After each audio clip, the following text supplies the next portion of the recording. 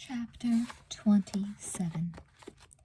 Something was going on, Hannah and the other POWs sensed. Suddenly, they were virtually unguarded. Where had all the planes and soldiers gone? Months had passed since Hannah's last conversation with Robert, and she could only guess that the army had indeed attacked the Philippines at a more vulnerable point in the Central Islands. Certainly, Mindanao wasn't a target. Yet. "It's January 1st, 1945, Nettie announced one morning. "Happy New Year." "What's so happy about it?" Joan grumbled. "It's the third New Year's Day that's come and gone since we've been imprisoned. I don't think that's anything to celebrate." "It's also the last New Year's Days we'll spend here," Hannah said. "We'll be rescued soon." "You don't know that for sure," Pam reminded her. It was true. Their Japanese captors had been very close-mouthed lately. Hannah hadn't overheard any news from them, good or bad. "Let's find out for sure today," Hannah said. "It's been so long since we've been allowed to walk outside. Maybe they'll let us go to the stream if we act nicely." "If the Americans have invaded, keeping an eye on us should really be the least of their worries," Debbie agreed. "It's worth a try." The women were surprised by how easy it was. When Debbie made the polite request, their guard just shrugged and unbolted the padlock. "Don't go far," he ordered, waving them off with his rifle. It was the most freedom the five had had since their capture. They ran laughing to the stream, their hair flying in the breeze. With the garrison force greatly diminished, their guard was doing double duty. He hung back, watching them with only one eye. "Maybe we should try to escape," Pam cried excitedly as they splashed into the stream. Debbie pointed to the forbidding barbed wire fence in the distance. "How do you plan to get over that? Fly?" "We could dig under it," Pam suggested. "And get shot in the process," Joan said. "No thanks." "We can't risk it," Hannah agreed. "But as soon as I talk to Robert, I'll be able to give you good news about the plans to rescue us. I promise." While the other girls lounged on the grass alongside the reeds, Hannah crawled to the flat stone. It had been so long since she'd visited the spot. Was the radio still there? Would it still work? Her heart pounded thankfully when she found it, intact and operable. But as she adjusted the frequency to radio Robert, another misgiving came over her. What if something had happened to him? What if his carrier had been hit, even sunk? Holding her breath, Hannah waited for what seemed an age for someone to answer her signal. "Please let him be there," she prayed. "Star? Pacific Star?" a male voice said at last. "Is that you?" "Seagull!" To Hannah's surprise, her eyes filled with sudden tears. "Oh, Star, I thought you haven't been hurt, have you?" "No," Hannah laughed through her tears. "I'm fine. We're all fine. And you?" "I'm fine, too. The battle for Leyte finally ended. We lost a lot of men." "Oh, Seagull, isn't this war almost over?" Hannah asked. "Yes," Robert promised. "Soon we'll come for you." There was a new note in Robert's voice. "I've been in agony waiting to hear from you, wondering if you were still alive." "It's been hard for me too," Hannah confessed. "For a while, they stopped letting us go outside. Now, though, the compound is practically empty of soldiers. I think they'll be less strict with us from now on." "We took the Japanese by surprise up here," Robert said. "They had to pour reinforcements into the area. From your garrison, among others, I bet." "Sea-Eagle, I should go," Hannah said reluctantly, "but I'll radio again soon." "Pacific Star, I think about you all the time. I'll be waiting to hear from you, but be careful." "I will, and you be careful too." "Over and out." Hannah replaced the radio, her cheeks pink from the warmth of Robert's words. It was absolutely crazy, but she couldn't deny what was happening in her own heart and what seemed to be happening in Robert's as well. They'd fallen in love over the wireless. Time passed slowly, but it was bearable for Hannah because she could contact Robert regularly now that the guards, preoccupied with other matters, had grown lax. One day in early March, the 5 women hung their wet laundry and then strolled away from the compound along the stream. Debbie and Pam tossed a coconut back and forth, pretending it was a football. Nettie and Joan picked flowers.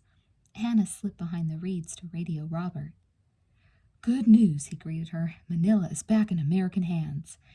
"Is it over then?" Hannah asked hopefully. "Have the Japanese surrendered?" "Not yet," Robert said. "We still have to eliminate the last Japanese resistance in the southern islands. My ship's heading south again now." "The southern islands? You mean here?" When Robert assented, Hannah's heart pounded with a mixture of exultation and fear. Finally, the war was coming to Mindanao. At that moment, she heard shouting from the direction of the compound. Soon another sound became audible, the distant buzz of planes. Debbie darted around the stand of reeds and grabbed Hannah's arms. "Come on," she yelled. "We have to take shelter. Those are American planes, and I think they're going to bomb the base." Hannah didn't even have time to say goodbye to Robert. Dropping the radio, she picked the stone over it and ran after Debbie and the others. The girls never even made it back to the compound. As they watched in amazement, a host of trucks and tanks rumbled by them, flanked by foot soldiers. The entire population of the base, Hannah guessed. Seeing the girls, an officer gestured sharply with his rifle. The 5 fell into line. Pam clutched Joan's arm fearfully. Debbie and Nettie clasped hands. "What's happening?" Debbie cried. The grim-faced troops paid no attention to her. Hannah spotted the soldier who'd been their guard that morning. "Please, where are we going?" she asked him. "The American army is attacking," he replied in terse Japanese. "We are abandoning the base to retreat into the mountains, where we can make a better defense." "Abandoning the base?" Hannah glanced back longingly at the reed-fringed stream. If she'd only known, she would have risked detection in order to smuggle the radio away with her. Now there was no way she could retrieve it. A feeling of dread crept into Hannah's heart, freezing the blood in her veins. From this moment on, the POWs were cut off from all communication with the outside world. The Japanese troops were dragging their prisoners into the jungle to make their last stand, and Hannah knew they would fight to the death. Chapter 28. Hannah and the other POWs ran through the black jungle. Hannah was weak from hunger and fatigue. The fighting between Japanese and American troops had been going on for days, and there was time for neither eating nor sleeping. But every time she or another one of the girls stumbled, they were brutally jabbed in the back with a rifle. Hannah concentrated on each step. She feared falling. She feared being shot where she lay. Suddenly the night was torn open by a deafening explosion. A shell burst within 50 yards of them. For an instant, the dense jungle was as bright as midday. Hannah could see the fear in her friends' faces and the fury and terror on the faces of the Japanese soldiers. When the girls hesitated, they were prodded forward once again. "Go, go!" Hannah dashed forward into the smoke. Another shell exploded, this one even closer than the last. Then another and another. She put her hands to her ears and screamed. She couldn't even hear the sound of her own voice above the unrelenting roar of gunfire and shells. All at once, Hannah's guard halted. The POWs had been following in the wake of a larger division of soldiers, but somehow, in the smoke and confusion of the unexpected attack, they'd become separated. As the 5 Japanese guards huddled, discussing what to do, Hannah, Pam, Debbie, Nettie, and Joan threw their arms around one another. "What's that?" Pam suddenly screamed, pointing into the jungle behind Hannah. Hannah whirled. Soldiers charged toward the girls through the smoke, their rifles pointed. "They're going to shoot us," Hannah thought, astonished at how calm she suddenly felt. It seemed inevitable somehow. She closed her eyes, waiting for the bullet to tear into her flesh.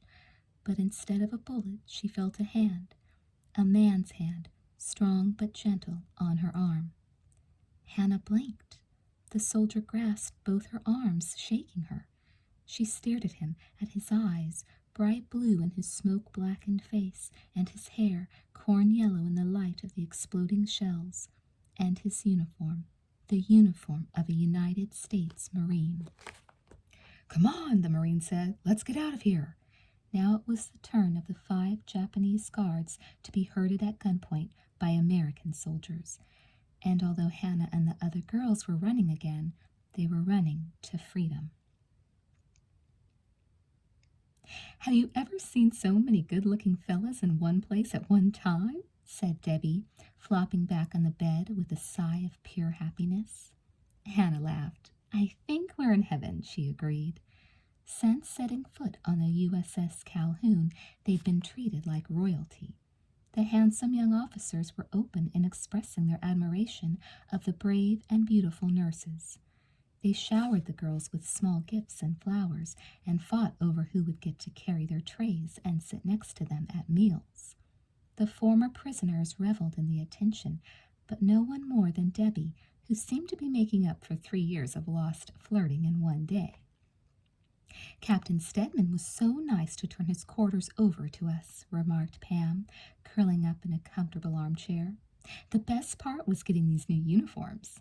Joan smoothed the crisp khaki skirt over her knees. "And getting our first haircut for the first time in ages." Nettie giggled, even if it was by the ship's barber. Hannah touched her neatly bobbed auburn hair. It had been a delight to get rid of those unfashionable long curls. Joan observed the gesture. "Imagine if you'd had to meet Robert looking like a female Robinson Crusoe," she said slyly. "You must be so nervous," Pam guessed. "After a year and a half, you're finally going to see Robert when we reach Manila tomorrow." "I am nervous," Hannah admitted. "We're in love," she wanted to say, because it was true. Though they'd never said so explicitly, Hannah loved Robert, and she felt sure that he cared deeply for her too.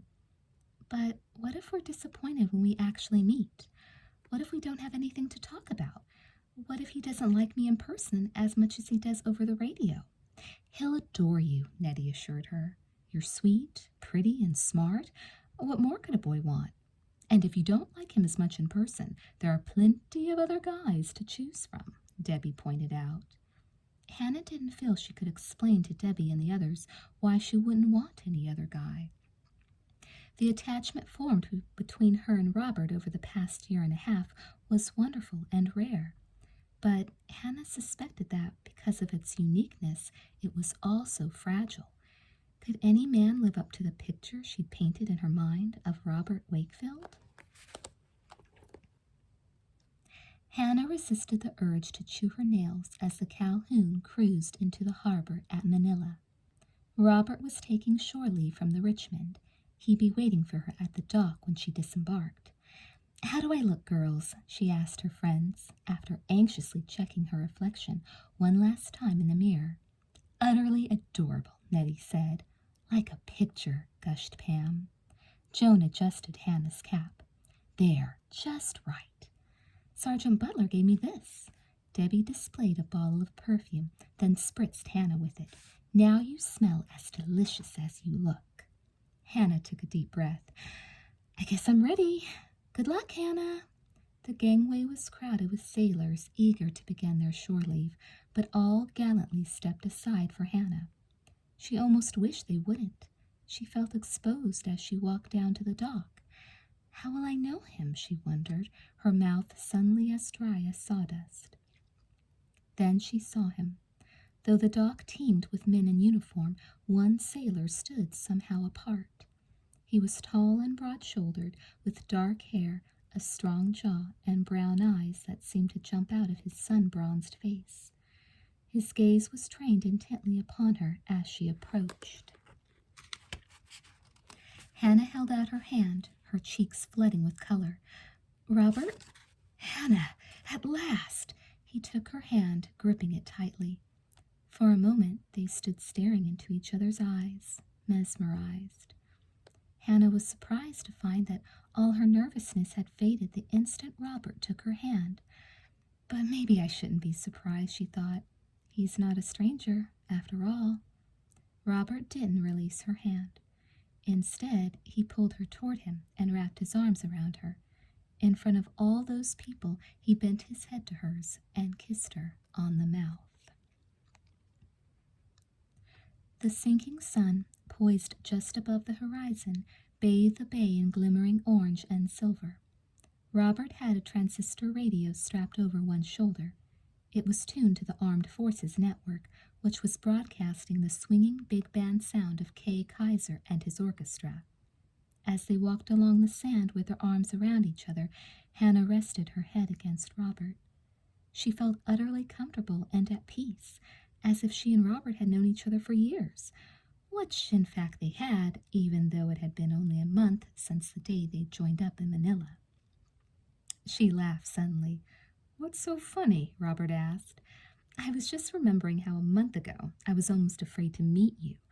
My expectations were so high, I didn't think any mortal man could meet them." "I was a big disappointment, eh?" Stopping, they turned to face each other. Hannah slipped her arms around Robert's waist and looked up at him, her eyes full of love. "No," she said. "As it turned out, my expectations didn't even come close." They shared a deep kiss as warm as the summer evening. "Hannah, what do you want to do when the war's over?" Robert asked.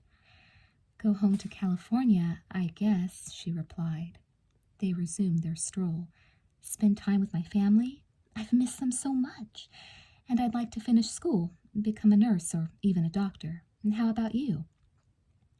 "I'll probably visit my father in New York. We'll have a lot to catch up on. And I want to go back to school, too. But I'm not sure I want to settle in New York permanently.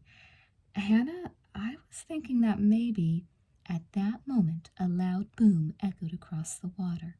It was followed by a second boom, then another and another. "What is it?" Hannah cried. "Is it another attack?" "I don't think so," Robert frowned. Then his frown transformed into a jubilant smile. "Look, Hannah," he pointed. The firing of guns continued, but now it was joined by the sound of people celebrating. On every ship in the bay, Hannah and Robert could see people in motion, waving their arms and tossing their caps in the air. "The surrender," Hannah guessed. "Finally, Japan has surrendered." Robert nodded. "It has to be. Hannah!" Grabbing her around the waist, he whirled her around on the sand. "The war is over." They twirled until they were both dizzy and laughing. Hannah could hardly believe it. The war in Europe had ended earlier in the year. She had been praying that her family would hear from her missing Austrian cousins. And now, finally, the war in the Pacific was over as well. "We'll be going home," she thought with profound gratitude. "We'll all be going home." "You better get back to the ship," Hannah told him. "I'd better," Robert agreed, "but you're coming with me." "Why on earth?" "I just had a great idea of how we can celebrate the end of the war," he told her. "You know our friend, Captain Danforth?" Hannah nodded. "Well, he has a certain power, by virtue of his rank, that I think we should take advantage of without further delay." Hannah was puzzled. "What are you talking about?" "As a ship's captain, he has the power to perform marriages." Robert smiled at her astonished expression. "So, what do you say, Hannah? Will you marry me or not?" She stared at him. "Have you gone crazy?" "I've never been more sane and sober." Clasping both her hands in his, Robert dropped to one knee in the sand. "Hannah, please marry me," he begged, his tone now serious. "You've already made me the happiest man on earth. Become my wife and make it official." Hannah looked down at Robert. She was only 19 years old, and she and Robert had been together for only a month. But they had been through so much together, and Hannah's heart was overflowing with a love she knew would last for the rest of her life. She had to say yes. She smiled. "I just thought of something else I want to do when the war's over," she said, by way of a reply. "I want to introduce my family to my wonderful new husband." As the celebratory boom of guns continued across the bay, Robert pulled Hannah down to the sand to seal their engagement with a kiss. Chapter 29. Sweet Valley, California. I can't believe you're a grandfather, Sarah Wakefield Maine said to her son Ted. I can't believe you're a great-grandmother, Ted countered with a smile. What I can't believe is that everybody came all this distance for the holidays, said Hannah, bouncing her infant son on her knee. Ted swooped the baby from Hannah's arms and held him high in the air. Little Ned laughed with delight. Well, we Edward Wakefields have to stick together. Hannah glanced at her husband, a soft smile touching her lips. Robert looked so happy. She knew nothing gave him more pleasure than to see how much his father and his son enjoyed each other. This is what life is all about, Hannah thought, the continuity of generations, parents loving and caring for children so they can grow up and have children of their own. As if she'd read her daughter's mind, Lee Weiss sat down on the couch next to Hannah to give her a hug. We have a wonderful family, don't we? I feel so lucky, Hannah told her mother. It's great to have everybody finally together in one place at one time. Right, and it's about time, too. You and Robert cheated us out of having a family reunion at your wedding, her mother teased. Hannah smiled. We just couldn't wait. Did you really mind that we didn't have a traditional wedding? Of course not. What mattered most to your father and me was that you came home safely, and that you decided to live in California near us. I love living close enough to visit a lot. I only wish Robert's relatives weren't so far away. Ted was still living in New York, and Robert's grandmother Sarah and her husband Joe lived in Chicago. Hannah looked across the living room to where her older brother, Sam, and his wife, Ruth, were playing with their baby, Rachel, who was the same age as Ned. I think Ned and Rachel will have a lot of fun growing up together. We're lucky to have them, her mother said, a sad note in her voice. Hannah thought she knew why. Are you thinking about Uncle Carl and Aunt Berthe, Mom? She asked softly. Hannah's Austrian-born mother had come to America as a young woman, but her older brother Carl, a university professor, had raised his family in their homeland. During World War II, his entire family had been sent to Nazi concentration camps. Miraculously, Carl and his wife had survived, but their children, Hannah's cousins, had perished at Auschwitz. Taking a handkerchief from her pocket, Hannah's mother wiped her eyes. I hate to think of them growing old alone, with no children or grandchildren. Hannah bent to kiss her mother's cheek. Maybe that's why these babies seem especially precious to us. Someday I hope Carl and Berthe can come to America for a visit. I would love Ned to know his great-aunt and great-uncle. At that moment, Hannah's father, Larry, emerged from the kitchen carrying a chocolate-frosted cake. Come to the table, everybody. At the table, the two babies grabbed for the cake with eager fists. Robert laughed as his young son smeared frosting all over his face. What a mess! Hannah looked up and met her husband's eye. For a moment, they gazed at each other, communicating silently. Hannah had a feeling Robert was thinking the same thing she was, how lucky they were to have such a wonderful life. After returning to the States as newlyweds, Hannah had gone to school to become a registered nurse. Robert had gotten a job with a telephone company and was taking night classes at the nearby College of Southern California. They had a lovely home in Sweet Valley, an idyllic town right on the Pacific Ocean. Best of all, they were raising a happy, healthy son. Robert lifted his glass. I'd like to make a toast. The other adults lifted their glasses as well. Little Ned and Rachel, in imitation of their elders, lifted small chocolatey fists. To peace and prosperity throughout the world, Robert began. Cheers, the others cried, and to the best family a man could have. Just then, Ned took a tiny handful of chocolate cake and hurled it at his cousin. With a gleeful squeal, Rachel retaliated in kind. Hannah grinned at Sam and Ruth. I have a feeling these two are going to keep us on our toes for years to come.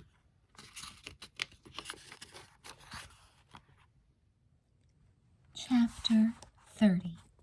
Early 1960s, Sweet Valley, California. If I've told you once, I've told you 1,000 times, Hank.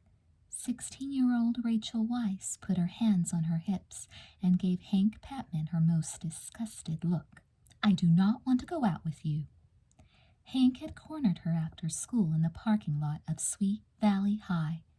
She didn't like to be so blunt, but he'd been pestering her for weeks. She hoped he'd finally get the message and leave her alone. Instead, Hank stepped closer. Rachel backed up and found herself pressed against the trunk of one of the leafy shade trees bordering the lot. I like your style, Hank said with a nauseatingly smug smile. I like a girl who speaks for herself. Well, I like a guy who actually listens when a girl speaks, Rachel retorted. Don't you ever take no for an answer, Hank? Sometimes, he said, but I usually get what I want, eventually. Rachel wasn't sure why Hank was pursuing her with so much determination. They had absolutely nothing in common. They hadn't had a single pleasant conversation in all the years they'd been going to school together. And she certainly wasn't rich, like the debutante types Hank hung around with at the country club. I've got to go, Rachel said, trying to sidestep Hank. I'm meeting Ned and Seth. I can't believe you waste your time hanging out with those deadbeats, Hank drawled. Deadbeats? Rachel's eyes flashed with indignation. Ned happens to be my cousin, and Seth is my friend, and they're both 1,000,000 times nicer than you'll ever be. Well, nice just doesn't make it in this world. You deserve better than that. Hank cast a disdainful eye toward Seth's battered jalopy, which was parked nearby. I could really take you places, Rachel. I know how to show a girl a good time. Well, you've shown this girl that it's a good time to say goodbye. Rachel tried to push past Hank. He grabbed her arm. Say yes instead, Rachel. I like that word a lot better. Pulling her toward him, Hank tried to kiss her. No, Rachel exclaimed. At that moment, someone gave Hank a hard shove. Lay off her, Patman, Ned Wakefield warned. Rachel breathed a sigh of relief. Hank was an athletic guy himself, but he knew better than to mess with tall, broad-shouldered Ned. Recovering his balance, Hank glared at Ned, his eyes cool with anger. Mind your own business, Wakefield. We were just talking. I'll see you around, Rachel, he said to her. Unfortunately, she replied. Hank sauntered off. Ned turned to his cousin. Rachel, are you okay? He asked, his brown eyes warm with concern. She gave herself a shake.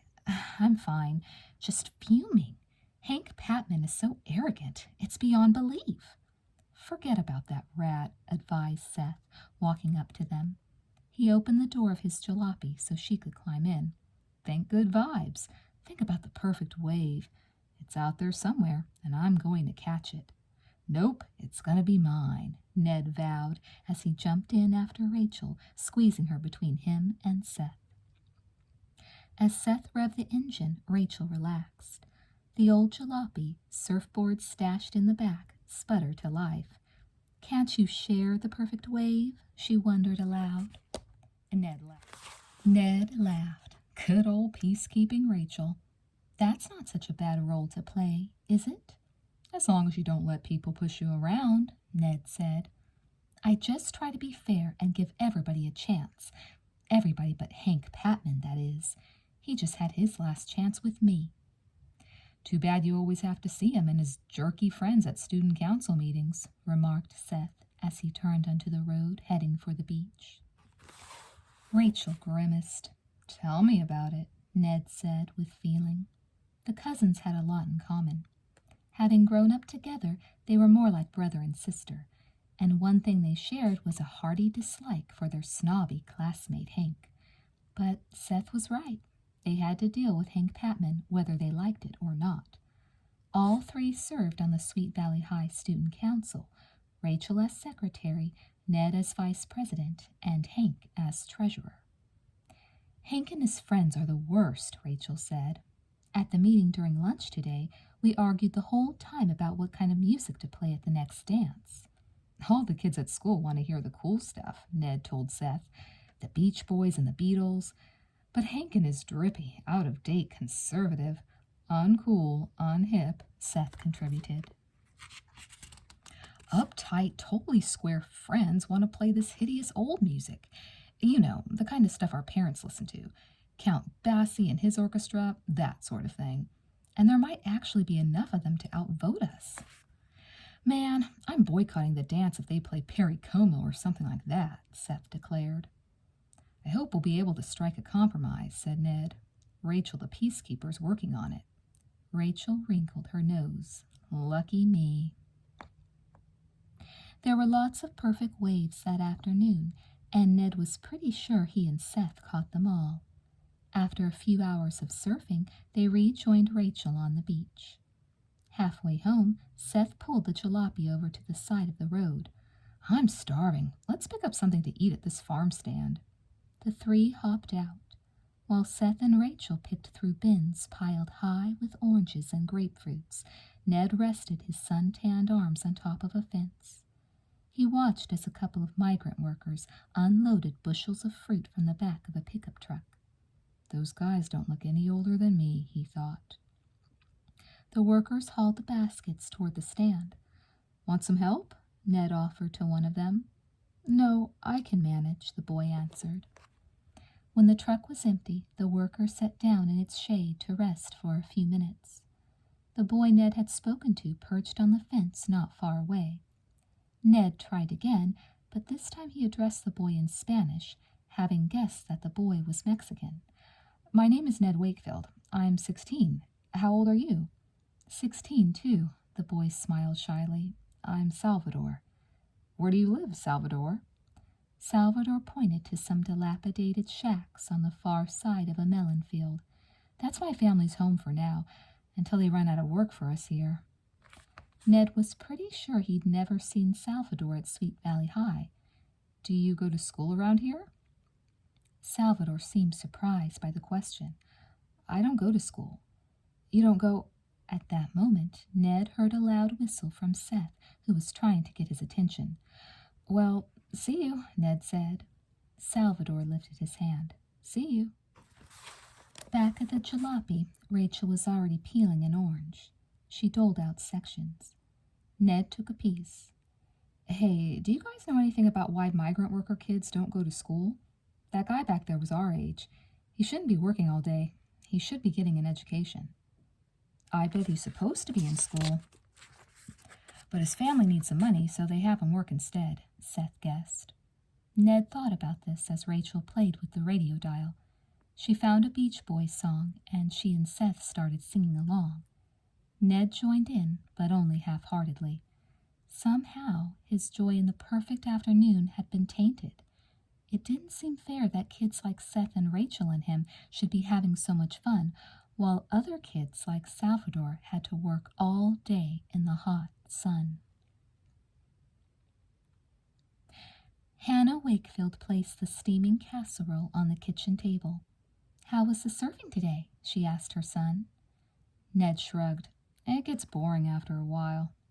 His father pretended to be shocked. Don't tell me you're abandoning your secret quest for the perfect wave. It's just starting to seem like a silly way to spend my time. That's all, said Ned. The three sat down at the table. Hannah studied her son's face as she served the casserole. Did something happen at school today, honey? Actually, something did happen, but not at school. Ned told his parents about his encounter with Salvador. Do the migrant workers really earn so little money that they can't afford to let their kids take time out to go to school? Robert considered the question. To tell you the truth, Ned, I don't think it's by choice that someone like Salvador isn't in school. I believe the children of migrant workers are forbidden to attend the Sweet Valley Public Schools. Ned was amazed. But why? They live here, don't they? Yes and no, said Robert. From what I understand, even though the migrant workers spend a large part of the year in the area, they aren't considered legal residents. They're allowed into the country to work, but that's all. That's not fair, Ned exclaimed. They might live in a shack instead of a mansion like the Patmans, but they still live here. They should have the same rights as everybody else. I agree, his mother said. Can't anything be done about this, Dad? Ned asked. Of course, if people care enough to take action. I think the case should be presented to the town council and the Board of Education, Ned declared. I know. His eyes burned with sudden inspiration. The student council can put together a petition. We'll tell the mayor and everybody else that we want the migrant kids to be in our classes and clubs and on our sports teams. We want them to be treated just like us. Our voices should carry some weight, shouldn't they? They should, son, Robert replied. I hope they do.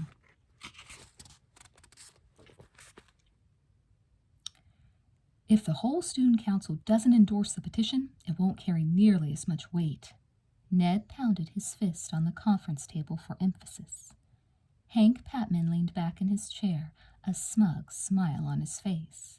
Maybe not, but the fact is, I don't endorse it, and neither does Kent, Stan, or Shirley.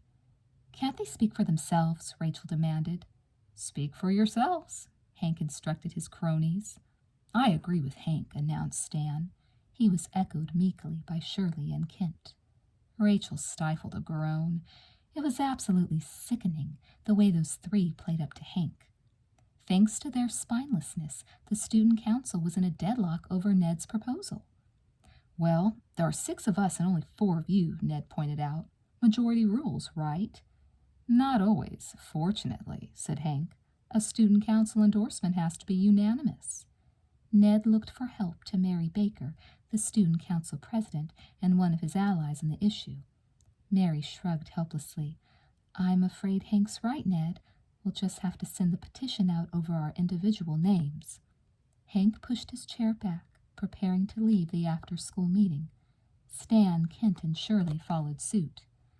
Good luck with your petition, he said snidely. Rachel couldn't restrain herself any longer. What is wrong with you anyway, Hank? She cried. Life has given you so much. How can you begrudge some poor, innocent children something so basic as a decent education? Because those poor, innocent children you're suddenly so fond of don't contribute anything to this town. Why should Sweet Valley spend money on them? They don't pay taxes. Neither do you, Rachel countered. I don't, but my father pays plenty, said Hank. Look, Rachel. Hank leaned close to her, and Rachel took a giant step backward. Hank didn't even seem to notice her repulsion. If you want my advice, he said, don't bother signing your nutty cousin's stupid petition. It's not going to get anywhere. I think you're wrong, Rachel said hotly. We'll see. Hank sauntered from the room. You Patmans don't own this town, you know, Ned shouted after him. Hank looked back, flashing another one of his insufferable smiles. I can't believe it, Ned said to Rachel a week later. I can't believe that rat Hank was right. They were sitting on stools at the ice cream parlor. Hoping to cheer him up, Rachel had offered to treat her cousin to a giant root beer float. But Ned just poked at the ice cream with his spoon, watching it melt into the soda. He didn't have any appetite. I just don't get it, Ned went on. You'd think the more well-off people are, the more generous they'd be. How can someone like Alexander Patman exert so much influence on the town council? It seemed as if few town policies were made without the approval of Hank's father, head of one of Sweet Valley's founding families and president of both the town council and the Board of Education. Like father, like son, Rachel said. Blech. Things just shouldn't work that way, Ned stated. People like the Patmans shouldn't determine what's right and what's wrong, what gets done and what doesn't, just because they're rich. And money shouldn't be the only consideration when it comes to taking action. I'll tell you, Rachel, they beat us this time, but I'm not giving up. Alexander Patman didn't take us seriously, but a few of the other council members did. And if you can reach people, you can teach people. Someday, things are going to be different. Chapter 31, 1960s, Campus of the College of Southern California. Not another tie-dyed tapestry, Rachel shouted over the music as her roommate Judy entered their dorm room. Rachel was sitting on the tapestry-draped sofa, sewing patches on a pair of torn and faded blue jeans. You've already covered the walls and the ceilings in our beds. What's left? Judy shook out the psychedelic cloth and draped it around herself. Our own bodies. I thought we could cut skirts and scarves out of it. Rachel's other roommate, Barbara, stuck her head out of the bedroom of the two-room suite. Admit it, Judy, you're as sick of tie-dye as we are. You just can't resist that scruffy guy who sells T-shirts and stuff on the corner. Judy smiled dreamily. He is scruffy, isn't he? Oh, no, Rachel groaned. She put a hand to the beaded headband around her forehead. She's in love. Still swathed in tie-dye, Judy bounced onto the couch next to Rachel. I am. And we have a date, sort of, she informed her roommates. We're going to hang out together at the SPAN meeting tonight. There were a lot of clubs and organizations on campus, but Rachel hadn't heard of this one. SPAN? Students for Progressive Action Now. It's a new awareness and activism group, Barbara explained. There are sign-ups all over the dorm. Students for Progressive Action Now. It sounded interesting, Rachel thought. Maybe I'll check it out, she said. As a favorite Rolling Stones song came on the radio, Rachel couldn't help thinking how much fun campus life was turning out to be. She'd only been at the College of Southern California for a couple of months, but already she had a lot of wonderful new friends, and every day she was exposed to all sorts of new ideas. What she learned in class was only part of it. It seemed to Rachel that some of her most educational experiences took place outside of the classroom. There were just so many things to care about. Civil rights, women's liberation, and students all over the country had decided that they weren't going to spend all their time with their noses in books. Everyone agreed that awareness and activism were where it was at. When the song was over, Barbara turned down the volume on the radio. Do you mind? She asked her roommates. I'm going to try to study until dinner. We're mellow, Rachel assured her. Hey, you know who'll probably be at the SPAN meeting? My cousin, Ned. It's just the kind of thing he digs. Barbara forgot about studying for a moment. Then I'm definitely going. Anything to catch a glimpse of the cutest, grooviest guy on campus. Rachel laughed. She was always amused by the way her female friends responded to her handsome, dynamic cousin. I'm afraid a glimpse is all you're going to catch, she told Barbara. Ned doesn't seem to have time for dating. All his energy goes to his causes. Too bad, said Barbara. Rachel trimmed a piece of flowered fabric to use as a patch and thought about her cousin. Ned didn't even seem to know he was good-looking. He just wasn't concerned with that sort of thing. Too busy trying to change the world, she thought fondly. Sometimes she was a little sad that she and Ned didn't get to spend as much time together as they had in high school. Their dorms were only a stone's throw apart, but they took completely different classes. Ned was pre-law, while she was interested in history and sociology. She'd probably never see him if she didn't bump into him at rallies and concerts. The door to the suite was ajar. Now someone pushed it open all the way. Can I come in, folks? Rachel looked up. Her jaw dropped. Becky? She asked, by no means sure that the girl standing in the doorway was her hallmate, Becky Foster. It's me. Becky floated into the room, the tiny bells on her gauzy Indian print cotton skirt jingling. Rachel glanced at Judy, who raised her eyebrows. Rachel knew her roommate was thinking the same thing she was. Since when had Becky Foster, a snooty debutante, become a flower child? Instead of wearing one of her usual conservative, elegant outfits, Becky was letting it all hang out. Over the long, flowing skirt, she wore an embroidered peasant blouse. Around her neck were strings of iridescent beads, and matching earrings dangled from her lobes.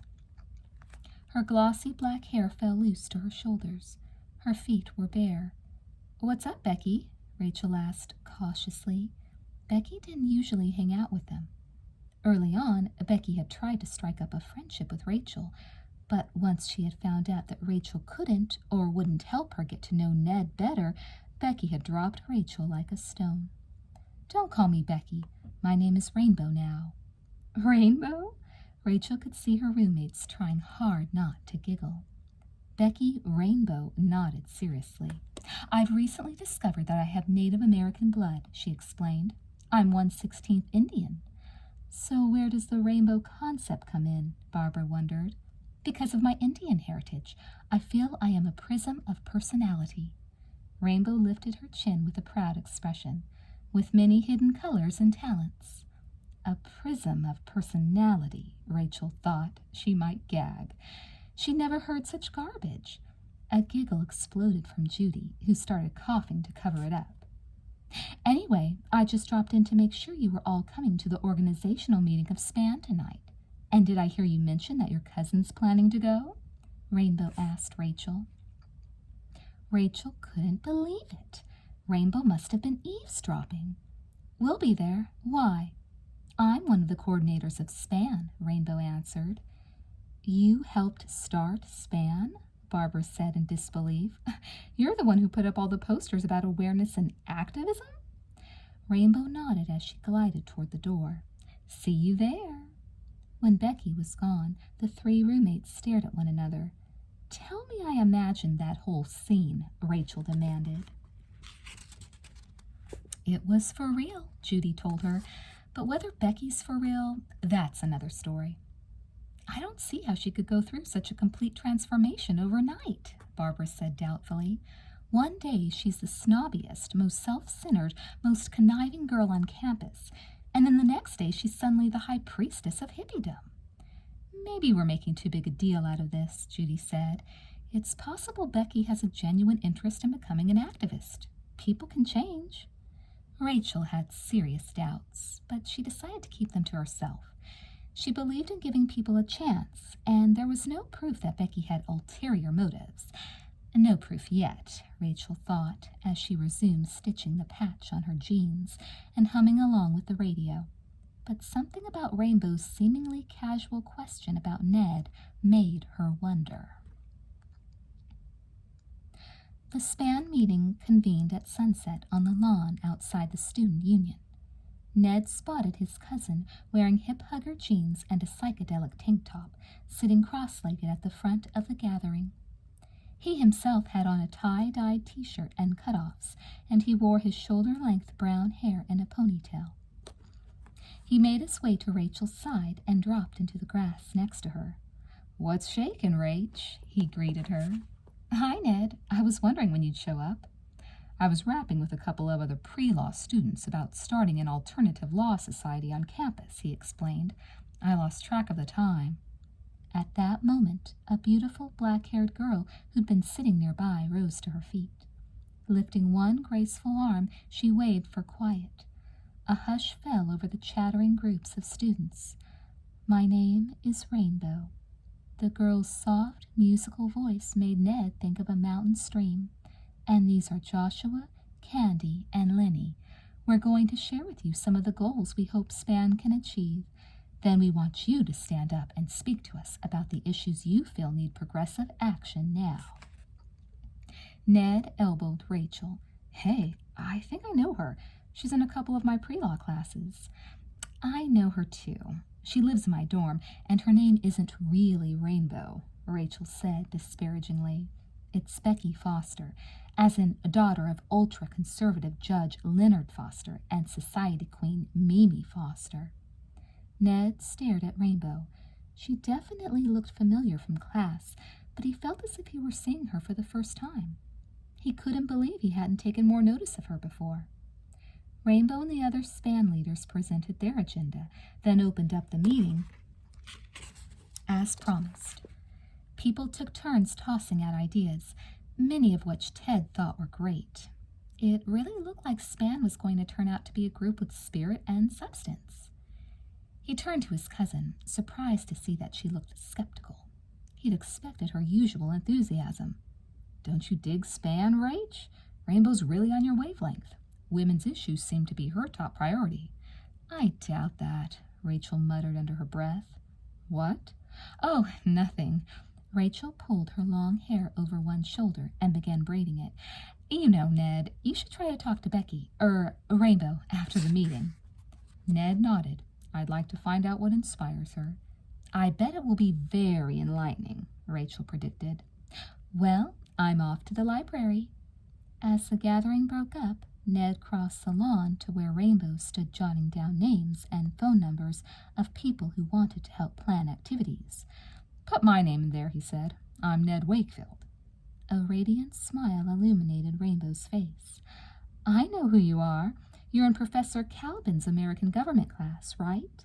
And Professor Young's Introduction to Legal Process. Those classes are killers, huh?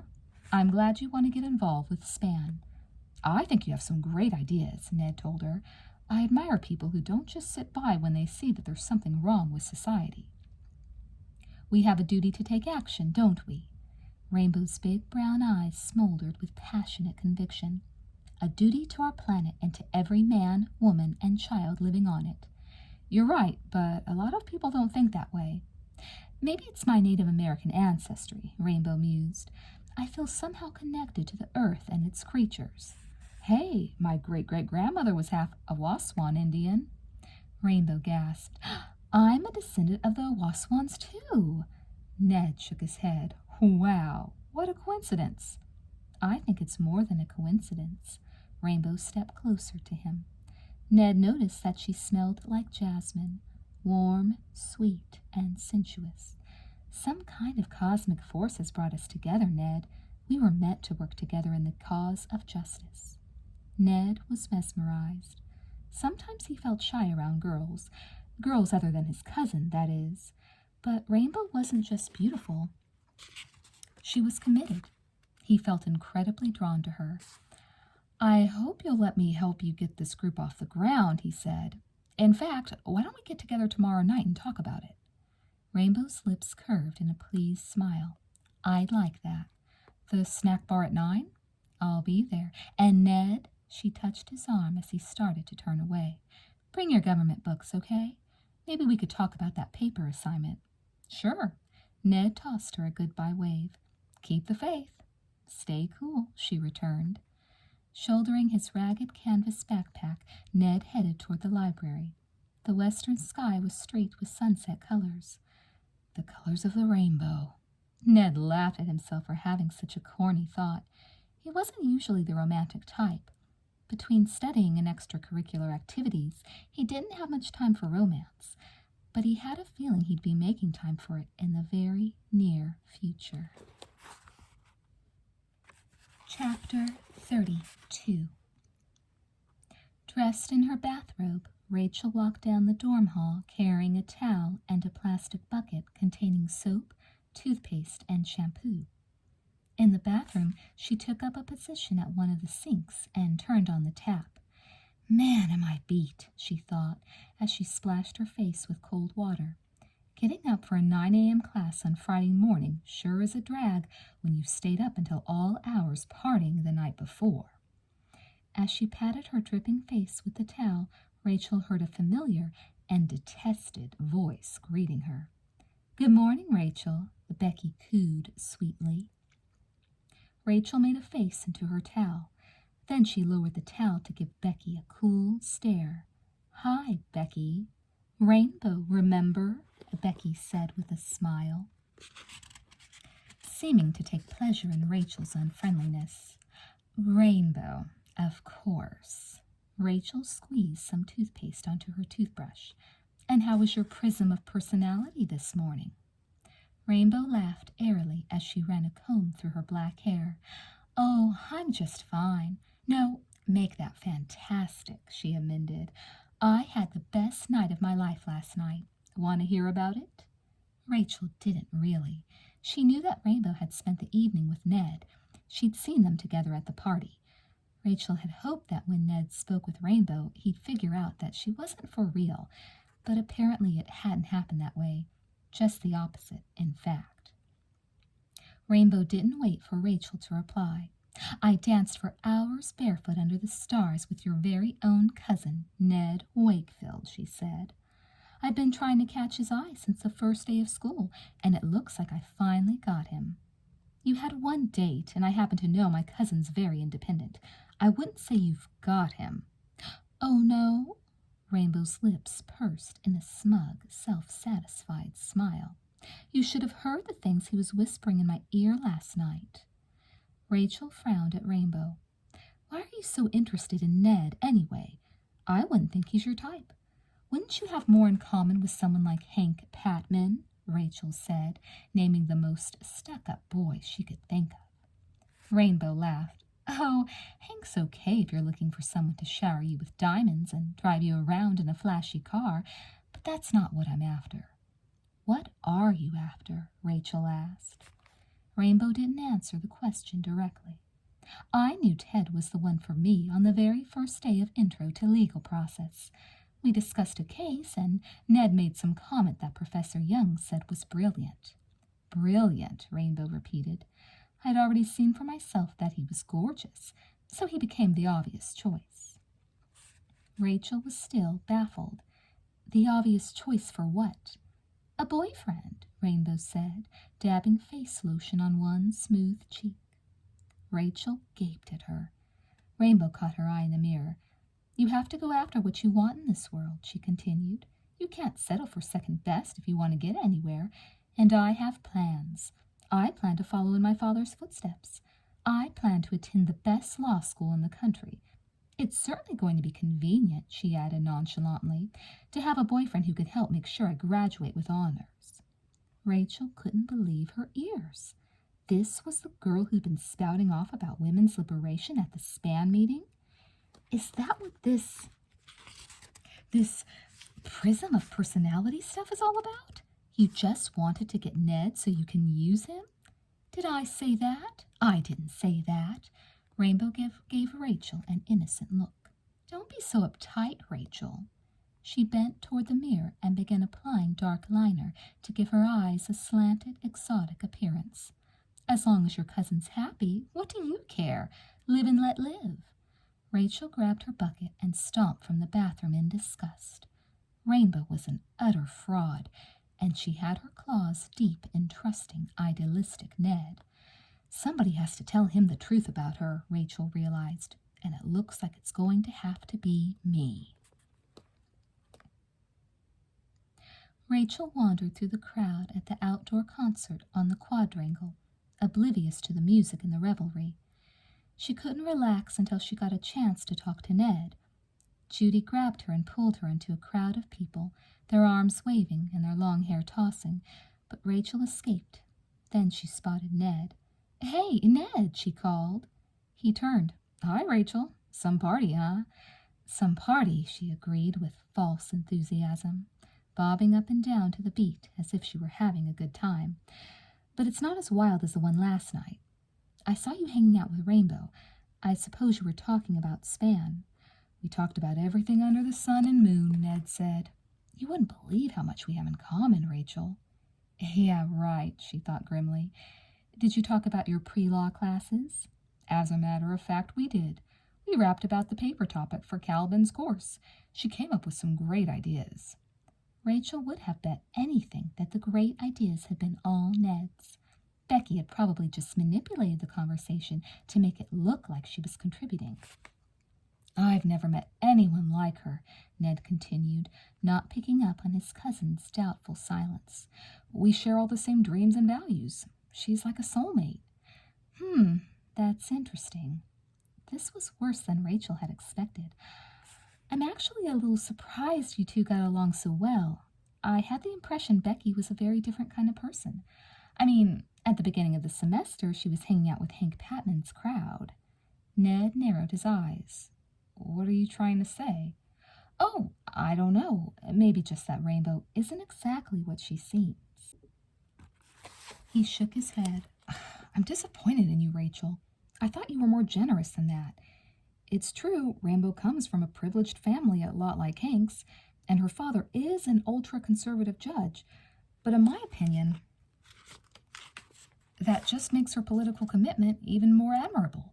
She wants to practice a very different kind of law than her father does. She wants to change things. As for being rich, she told me she's decided to renounce all earthly possessions so she can be unburdened in her search for spiritual fulfillment. And you believed her, Rachel burst out. Ned's eyes flashed. Yes, I believed her. I believe in taking people at their word, in trusting people. A pained note deepened his voice. I can't believe you'd be so cynical. I thought you'd be happy for me, Rach. Rachel bit her lip and remained silent. She was afraid to offend Ned further, and if she said anything more, she knew she would. She wanted to be happy for her cousin, she really did, and if Ned had met the right girl, she would have been. But Becky Foster wasn't the girl for Ned. Rachel was sure of it. Ned and Rainbow lay on the grass under a tree on the quadrangle. A feeling of deep peace filled Ned's heart. I'm so happy with you, he told her. I'm happy with you too. Rainbow kissed the tip of his nose. This has been a wonderful 2 weeks. The two had been together constantly since their first date. They met for meals, studied at adjacent corrals in the library, held hands at rallies and concerts, and just plain hung out. With every day, Ned grew more attached to Rainbow, more absorbed in his feelings for her. Are you sure going steady isn't too old-fashioned for you? He asked. It's not the hip way to handle relationships these days. Seems like nobody sticks with an old man or old lady for more than a couple of days. I'm not into the love the one you're with stuff, Rainbow smiled. Unless, of course, I happen to be with you. Ned kissed her. Rainbow kissed him back for a few seconds, then pushed him away gently. Come on, you promised you'd help me rough out my paper for Intro to Legal Process. Your paper? Ned sat up and ran a hand through his rumpled hair. He looked at the clock on the student union. We can do it tonight. Right now I think we should gather all the members of SPAN and go to the rally. Our presence and solidarity could really have an impact. Rainbow sighed. I'd love to go to the rally with you. What rally? The rally to persuade the school administration to officially denounce the U.S. role in Southeast Asia. Everybody's talking about it. Of course, Rainbow said. That rally. Ned jumped to his feet, extending his hand to Rainbow. You round up the girls in your dorm, and I'll get the guys for mine. The rally starts at 4. I'll meet you there. An hour later, Ned and a bunch of his dorm mates crossed the quadrangle on their way to the administration building. As they walked, they were joined by dozens and dozens of others also heading to the rally. Arriving at the administration building, Ned caught his breath. It was an amazing sight. Hundreds of students and members of the faculty were gathered on the broad steps of the building. Some carried protest signs, and others were giving inspirational speeches through bullhorns. Power to the people, Ned shouted, thrusting his fist in the air. He scanned the crowd for Rainbow and spotted her lingering at the fringes. We're going to block the entrance to the building so no one can come or go without hearing us out, he told her, seizing her hand. Come on. She hung back. It's kind of crowded up there. I'll keep you from being crushed, Ned promised. Reluctantly, Rainbow followed Ned to the door of the administration building. The steps were packed with students holding hands to create an unbreakable human chain. Whenever an administrator appeared at the door, the students pressed forward, stamping their feet and chanting, U.S. out of Southeast Asia. Look, it's the president of the college, Ned said. The president had appeared at the door. Clear the steps, he boomed. Send a committee if you want to address a grievance. I won't negotiate with a mob. Rather than abating, the chanting increased in volume. The president retreated. The students pressed forward and some began pounding on the door. Suddenly, Ned heard the piercing shriek of police whistles behind him. Clear the steps, a cop bellowed through a bullhorn. Bring the protest down to the lawn. Ned was willing to heed this suggestion, and so were many of the students around him, but they were so closely packed together they couldn't move quickly. Confusion developed as many students attempted to retreat, while others continued pushing forward. Cool it, Ned urged his fellow protesters. Let's get out of here, Rainbow pleaded, tugging at his hand. But before they could move more than a few inches, they were assaulted by a smothering cloud. Tear gas. His eyes stinging, Ned wrapped his arms protectively around Rainbow, who was bent over, coughing. There were cries and shouts. Through his tears, Ned saw that the police had entered the crowd wearing gas masks and using their billy clubs as prods to herd students away from the building. It happened in the wink of an eye. Ned saw a fist fly. An angry protester had lashed out at a cop. Someone shoved heavily against Ned, and he shoved back, trying to preserve his balance. The fight escalated rapidly. Concerned with shielding Rainbow from the fray, Ned didn't have time to react when he was grabbed from behind and his arms were pinned. Before he knew it, his wrists were in handcuffs. "Hey, what's going on?" he demanded. All around him, students were being handcuffed and shoved down the steps to police vans. "You're under arrest for disturbing the peace and defying police orders," the cop snapped. "I wasn't doing anything wrong," Rainbow cried. "Take these things off me." Her protest went unheeded. She was herded into the van along with the others. "I can't believe this is happening," she said fearfully as the van sped off. "What are they going to do to us?" "Just take us to the police station and book us. We won't have to stay long," Ned assured her. "Take us to the station and book us?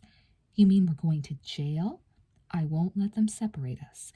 They probably won't keep us more than a night anyway. There are plenty of witnesses to testify that we were trying to move peaceably away when the police gassed us."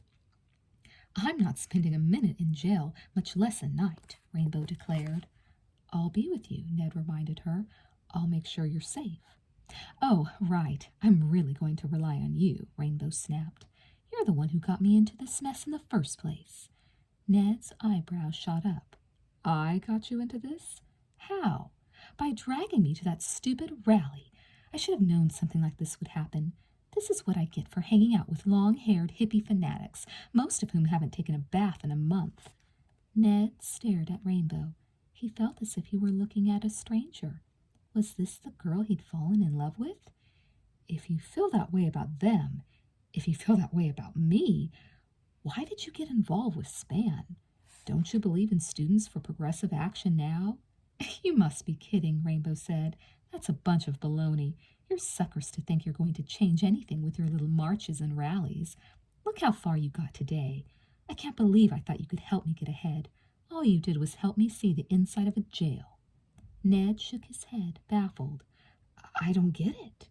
He lowered his voice so the other students in the van, who were talking about calling lawyers as soon as they got to the station, couldn't hear. "I thought we shared something, Rainbow. I thought we saw the world in the same way. I thought we cared about the same things." "I thought you cared about me," he could have added, but didn't. "Well, you thought wrong, and I thought wrong too. I thought it would be cool to hang out with a guy like you." She laughed harshly. "And let me assure you, you've shown me a good time." Ned narrowed his eyes, trying to get her in focus. For the first time, he saw beyond the feathers and the beads, the silky hair, the velvet smooth skin. Rainbow, whoever that was, disappeared, and he found himself looking at Becky Foster, whoever she was. But Ned still didn't get it. He recalled his argument with Rachel. His cousin had tried to warn him. She'd suspected that Becky rather, was putting on an act. But what could have motivated her? "Why did you lead me on, Becky? Why did you pretend to be someone you're not? Feel something you didn't feel?" "I thought we could help each other get someplace we both wanted to go," she replied. "And look where we ended up. In jail. But as for leading you on, did I really, Ned?" Her gaze was steady and completely without warmth. "It seems to me I didn't have to try that hard. You saw what you wanted to see in me." Struck by the unexpected and undeniable truth of her words, Ned fell silent. When the 20 arrested students climbed out of the van at the police station, Rainbow quickly pushed her way to the front. "I'm Becky Foster," she informed the officer behind the main desk. "My father is Leonard Foster, Judge Leonard Foster. I'd like to use the phone immediately." Ned watched in disbelief as Becky was ushered into a private office. 10 minutes later, her father arrived at the station. Ned heard the chief of police apologize to Judge Foster for the misunderstanding and promise him that Becky would be released immediately. A few minutes later, Becky waltzed from the police station with her father. She sure didn't hesitate to take advantage of his influence, Ned thought ironically. So much for wanting to be a free spirit, a different kind of lawyer than her dad. She didn't even give a backward glance to Ned, whom she left behind to be charged and booked. As he waited for a chance to call his parents, Ned's anger grew. But now he wasn't just hurt and angry that Becky had used him to get good grades. He was mad at himself for being duped. Ned gritted his teeth, remembering the papers and assignments he'd helped her with. He'd been so smitten, he'd almost compromised his academic integrity. How could he hope to become a political leader when he'd let the first pretty girl who blinked her eyelashes at him and told him what he wanted to hear make a fool of him? If I want to be effective in the future, I'll have to stick to business, Ned determined. He wouldn't be fooled again. Chapter 33 1960s, Campus of the College of Southern California. It's great to have you back on campus, Ned told Rachel as they walked across the quadrangle. I missed you last year. Rachel had spent her junior year in Vienna doing research on the pre-World War II Austrian Jewish community of which her father and Aunt Hannah's relatives had been a part. She was going to write up her research for her senior honors thesis. I sent you more letters than everybody else combined, she said, kicking off her flip-flops and dropping her backpack in the shade of a large oak. I know, but it wasn't the same as really talking to you. Rachel sat down, hugging her knees. Maybe you should have gone away junior year, too. I thought about it, Ned admitted, lying back on the grass. A change of scenery might have been cool, but there's so much work to be done right here. I kept pretty busy. I got to ditch the dorm scene anyway. Vince, Seth, Danny, and I have a great pad in a house off campus. You have to come by soon. Do you still enjoy it as much as you used to? The protests and the rallies and all that? Sure, the movement is more urgent and exciting than ever, but that's not what you really want to know about, is it? Ned grinned at his cousin. What you're really wondering is whether I finally found a girlfriend, or whether you should take another shot at fixing me up with one of your roommates. Rachel laughed. I've tried that too many times. If you're determined to be a lone wolf, I'm not going to be able to change you. I'm not determined to be alone, Rach. It's just happened that way. Rachel was skeptical. After Rainbow, Ned had continued to attract girls like a magnet, but as far as she knew, he hadn't dated a single one. Yeah, well, I guess I just want everybody to be as happy as I am. While she was in Vienna, she'd fallen in love with another American studying abroad. She and Paul had backpacked all over Europe together. It had been a magical year, and the best part of it was that Paul went to UCLA, so they could see each other every weekend now that they were back in the States. Well, the way you found Paul just goes to show that you can't look for love. It just happens, right? I suppose. Rachel took a cheese and beans sprout sandwich from her backpack. But you have to be open to it. You have to let it happen. Ned didn't reply. She handed him half the sandwich. Ned's dedication to the movement and to his pre-law studies was all very well and good. He achieved success at just about everything he put his mind to, and she admired him intensely. But Rachel couldn't help feeling that, for all his involvement in cutting-edge politics, Ned was missing out on one of the most important experiences the world had to offer. As she bit into her sandwich, Rachel wondered if her cousin would ever open himself up to love, the thrill, the risk, the joy, the pain, again. It had been a long time since Ned had taken time out to go surfing, and this afternoon it had felt good. A few hours of riding the waves had tired out his body and cleansed his mind. He felt completely refreshed. Now he rested his board against a dune and sat down in the sand, staring pensively out over the blue Pacific. Down the shore he could hear the muted sounds of a beach party. Janis Joplin on a portable radio, shouts and laughter as an energetic volleyball game got underway. The school year's almost over, Ned thought. it was hard for him to believe that his college years were coming to a close. He'd applied to law schools and had already been admitted to a few programs, but something was holding him back from accepting any of the offers. It was such a big decision. Was he really choosing the right path? Reflecting, Ned noticed a girl with long, sun-streaked blonde hair standing at the water's edge. He thought he recognized her as a CSC student. She was probably part of the party down the beach. He watched her curiously, trying to read the language of her slim, tanned body. Bending, she picked up a stone and hurled it at an incoming wave. She threw another stone, then another. Boy, she's mad at somebody, Ned thought.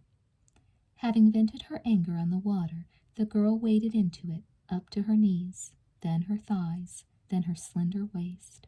She dove under the curl of a wave and began swimming out to sea with strong, graceful strokes. Farther and farther she swam. Ned stood up, shading his eyes against the afternoon sun. Hey, that's far enough, he heard himself say out loud. As if she'd received the message, the girl stopped swimming. He could see her floating peacefully on her back, her face to the sky. She's okay, he told himself, settling back on the warm sand. But he kept his eye on her. The nearest lifeguard was 100 yards down the beach. After a few minutes, the girl began swimming back toward shore. Her strokes were slower, more leisurely. Then suddenly she began swimming erratically. Ned could see that although she stroked and kicked for all she was worth, she wasn't making any headway. An undertow, he realized. Jumping to his feet, he cupped his hands around his mouth, yelling, "Swim parallel to the shore! Don't fight against it!" But she didn't hear him. She continued to struggle futilely against the current. Ned ran to the water's edge. In the distance, he could see that the girl's efforts to resist the undertow were growing weaker. She was tiring, maybe even cramping up. There wasn't a moment to lose. Plunging into the ocean, he began swimming, pulling with all his might against the cold, resistant water and kicking powerfully. Each time he took a breath, he checked the girl's position. He had almost reached her when he saw a wave close over her head. She didn't resurface. No, Ned thought, swimming faster. Ned reached the spot where he thought she'd gone under. Treading water, he stared down into the salty depths. Would he be able to find her? He saw a glimmer of blonde hair, sinking, sinking. He dove. His own lungs bursting, Ned fought his way back to the surface with one arm. The other was wrapped tightly around the limp body of the girl. She was alive but unconscious. Floating her on her back, he hooked his elbow under her chin to keep her head above water, then kicked back to the beach. He carried her out of the water and laid her gently on the sand. He was about to begin mouth-to-mouth resuscitation when her eyelids flickered and opened. She stared up at him, uncomprehending. "Shh, don't try to move yet," he told her, brushing a tendril of wet hair from her forehead. "You have to rest." For a moment, they gazed into each other's eyes. Ned had an unaccountable sensation as he studied the delicate lines of her lovely face. He was certain he'd never met her, but nevertheless there was something strangely familiar about her tentative smile, her beautiful blue-green eyes. Suddenly, they were surrounded by a crowd from the beach party. "Alice, good heavens!" a male voice called in alarm. "Alice, are you all right?" Ned turned to see Hank Patman pushing his way to the girl's side. Ned stepped back and watched as Hank fell to his knees beside her.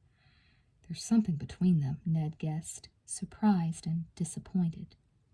Alice sat up and put a hand to her forehead. "I almost drowned out there," she told Hank, "but this boy saved me." For the first time, Hank looked at Ned. It had been a long time since the two boys had stood face to face. Not since high school, Ned thought. Ned held out his hand. "Ned Wakefield," he said, not because he didn't think Hank would remember him, but because he wanted Alice to know his name. Hank gave Ned's hand a brisk shake. "I'm Hank Patman. I owe you my deepest thanks." Ned narrowed his eyes. Hank's words were gracious, but just like in the old days, Ned felt his motives were less than pure. He's treating me like a stranger just so he can brush me aside. You don't owe me a thing, Ned said, his voice flat. Then he turned back to Alice, and when he looked again into her wide, gentle eyes, he forgot all about Hank Patman and the other onlookers.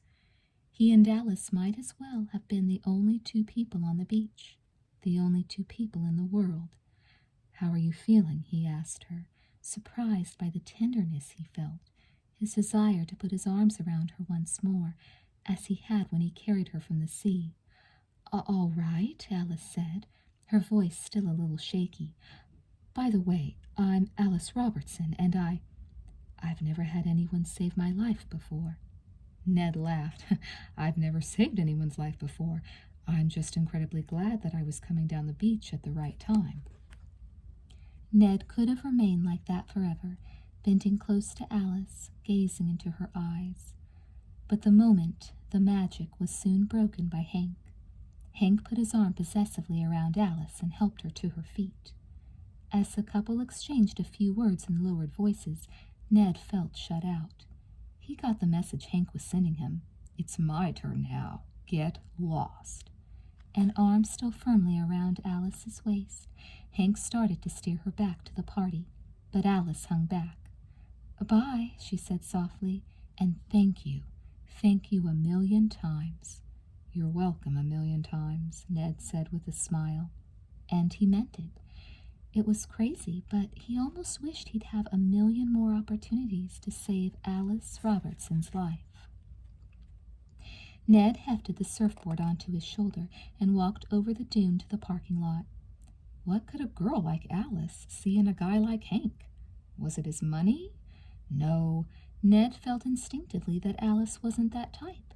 The most logical explanation was that there wasn't any kind of serious relationship between the two. Ned was happy with this conclusion. He couldn't help hoping that Alice Robertson's heart was free. Ned spotted the familiar sun-gold head bending over a book on the other side of the library reading room, and there was an empty chair right next to her. Ned hurried across the room. Alice, hi. Oh, hi, Ned. She closed her book and looked up at him with a smile. Sorry I couldn't talk at lunch today, but I was on my way to the art studio. You're an art major, eh? Yep. She tapped the cover of the book. And I have an art history exam tomorrow. You probably have a lot of studying to do.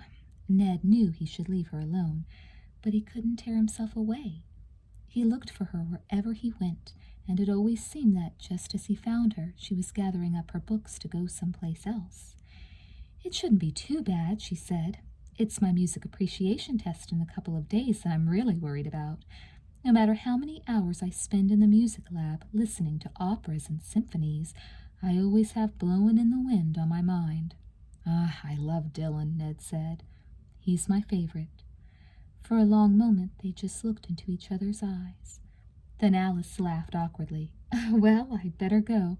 There's a SPAN meeting. I said I'd meet Hank. Ned nodded. He'd spotted Alice at a number of political meetings and rallies recently, and Hank was almost always with her. Apparently Hank was quite the liberal activist these days.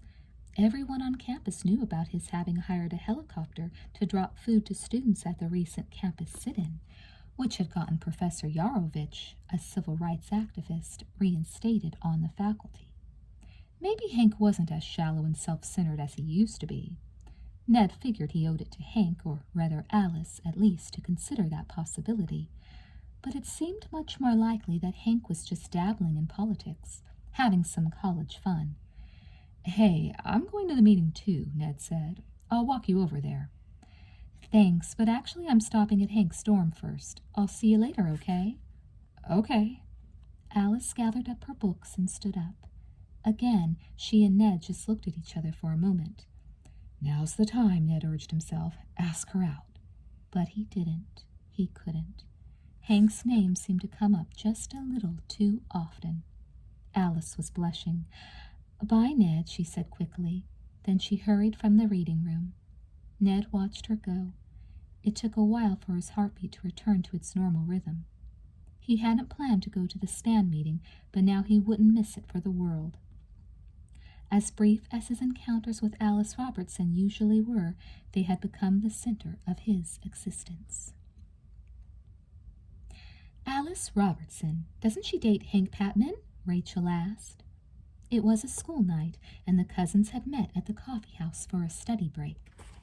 They'd nabbed a small table at the front of the smoky, crowded room near the stage where a girl was playing the guitar and singing.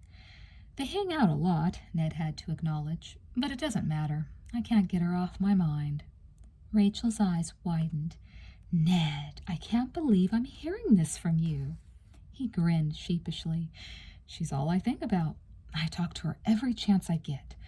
I know where she studies in the library, which table she sits at in South Hall for lunch.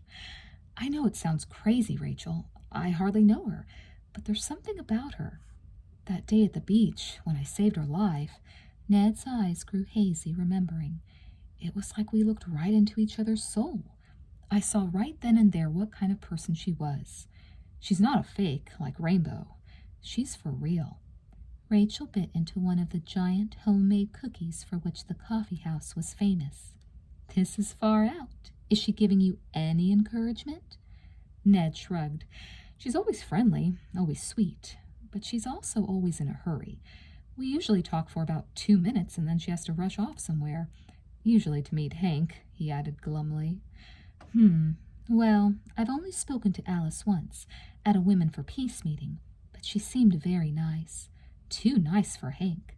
So you don't think I should give up? Definitely not. In Rachel's opinion, it was high time that her wonderful cousin had some luck in the love department. And what rational woman would prefer Hank Patman over Ned Wakefield? I'm sure if Alice knew you were interested. Look, Ned! Ned followed his cousin's gaze toward the back of the coffee house. Alice had just sat down at a table with her friend, Jenny Jenkins. It's her, he said eagerly.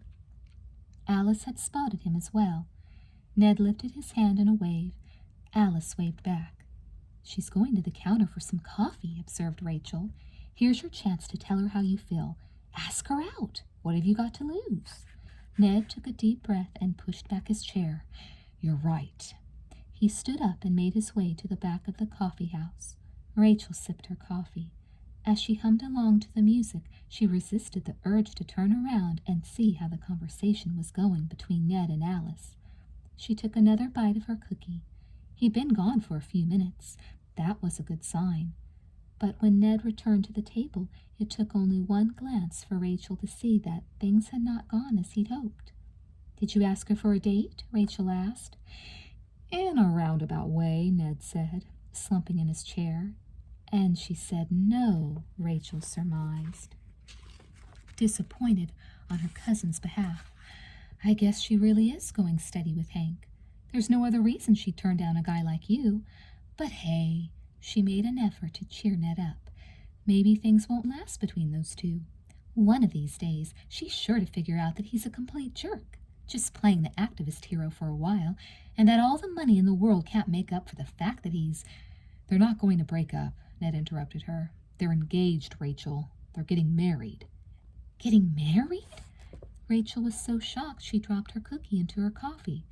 She's wearing a diamond as big as a golf ball, Ned said bitterly.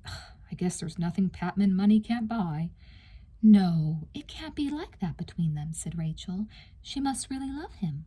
But that didn't make sense to Rachel either. Maybe he's not as bad as he was back in high school, she went on, without much conviction. Maybe he's really changed, or maybe... Ned pressed her. Maybe what? Maybe... nothing. Ned was hurting enough. Rachel didn't want to make him feel worse by revealing her doubts about Hank. Maybe Hank is manipulating Alice the way Becky Foster tried to manipulate Ned freshman year. But Rachel could see by Ned's morose expression that a similar idea had occurred to him. The two sat in silence. There was really nothing else to say, Rachel realized sadly. Ned had to face the facts. Not only was the girl of his dreams out of his reach, but she was throwing herself away on a man who might someday make her miserable.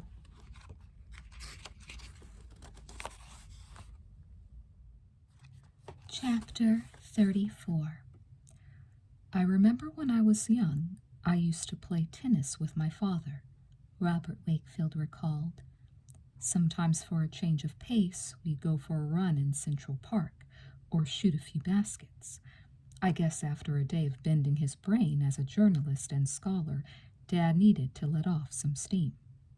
We had some of our best talks when we were both pretty sweaty and out of breath. Ned had driven from CSC to his parents' house for dinner. After washing the dishes, he and his father had headed outside to play one-on-one in the driveway. Ned tossed the basketball to his father, laughing. "I guess it shows that I have something on my mind."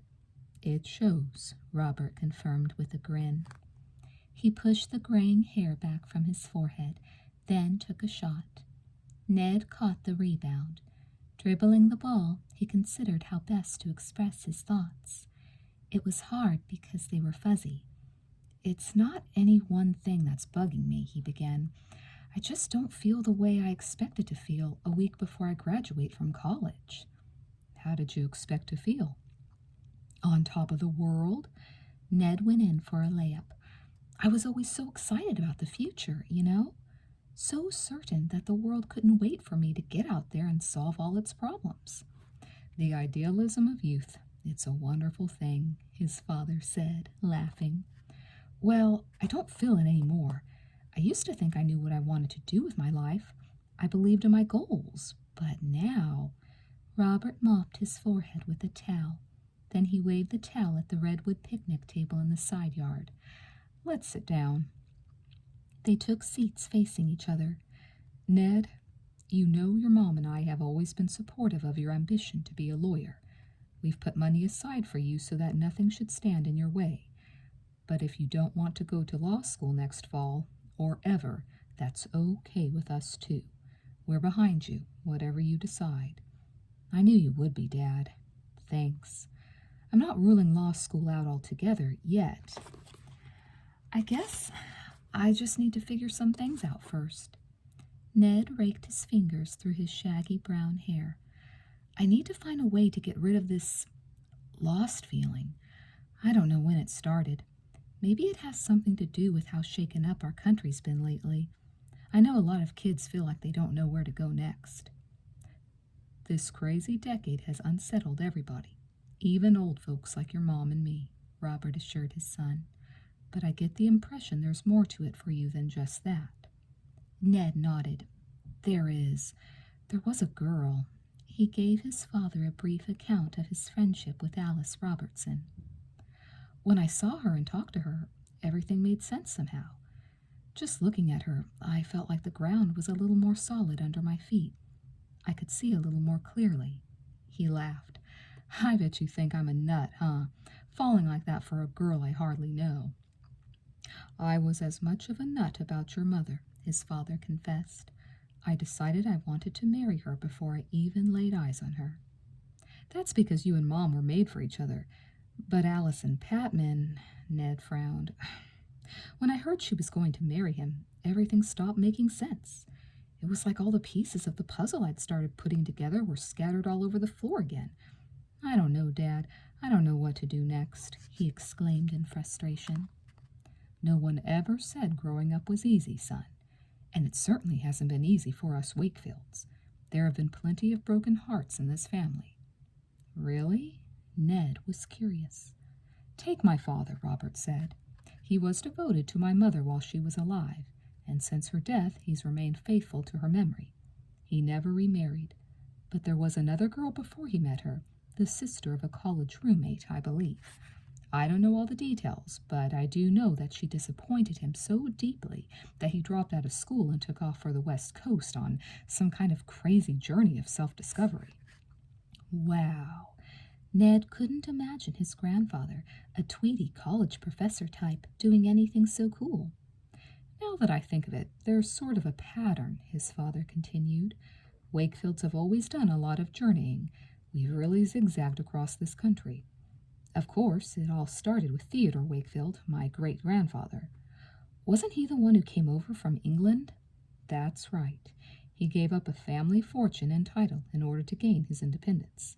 The legend is that he met a girl on the ship over, but lost her when they reached the shores of America. He wandered for years trying to find her before he settled down with Dancing Wind. So everybody found something, someone, even if it wasn't what they started out looking for, Ned reflected. I think that's the way life works most of the time. It has to do with destiny. Come on inside, Ned. There's something I'd like to give you. Ned followed his father into the house and down the hall to the study. Robert opened the top drawer of his desk, removing his checkbook and a small black jewelry box. From the box, he took a gold ring. This belonged to Theodore Wakefield, Robert explained, handing it to Ned. It's been passed down for generations. I think it's seen Wakefields through a lot of adventures, through good times and bad. I hope it brings you luck.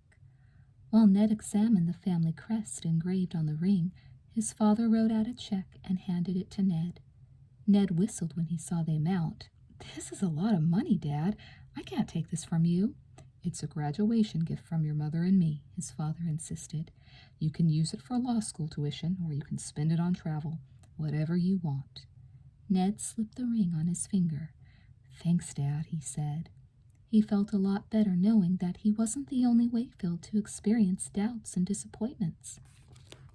His father had also showed him that his uncertainty about the future was really a valuable freedom. He was standing at a crossroads. His life had never held so much possibility and probably never would again. Like generations of Wakefields before him, he was about to embark on his own personal journey of self-discovery.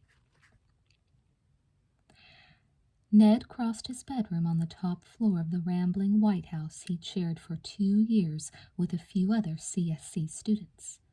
Lifting the arm of the record player, he set it back to the beginning of the album. I'm lucky the other guys aren't around, Ned thought wryly. It was about the 10th time he'd played Blowin' in the Wind. Ned, however, couldn't hear the song too many times. It reminded him of Alice. It was one of her favorites, too. Alice, whom he would never see again. Alice, who was marrying another man that very day. In fact, she was probably already married. By this time, Alice Robertson had probably become Mrs. Henry Patman. Dusk settled over the house, but Ned didn't bother switching on a light. Since he was taking only his backpack on the trip and it was already crammed full, he supposed he was done packing. He sank down in an ancient armchair that leaked stuffing and looked around the room. His cap, gown, and diploma lay in a heap on his desk, a reminder of the previous day's commencement ceremony.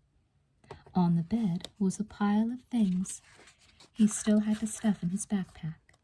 Plane ticket, passport, traveler's checks, maps. Thinking about the trip he was about to take, Ned felt a flicker of excitement. First he would fly to London, then travel north to Yorkshire to visit the village of Wakefield, the ancestral home of his great-great-grandfather Theodore. From there, he intended to see as much of Europe and Asia as he could before his money ran out. To make the cash last, he'd travel cheap, hitchhiking, taking trains, and staying in youth hostels. From the front of the house, Ned heard the doorbell ring. Someone looking for the girls in the front apartment, he guessed. The sound reminded Ned of the phone call he'd made earlier that day. The phone had rung, and finally Alice had picked it up.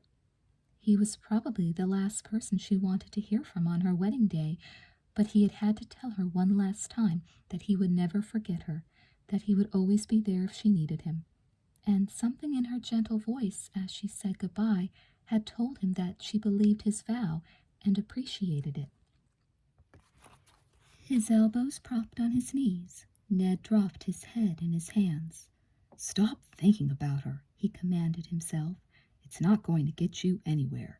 She's Hank's now, forever and ever and ever. But the fact that Alice loved another man couldn't alter Ned's devotion. Since the day he had saved her life, he'd felt connected to her in a fundamental way. He knew he could travel to the ends of the earth, and that wouldn't change.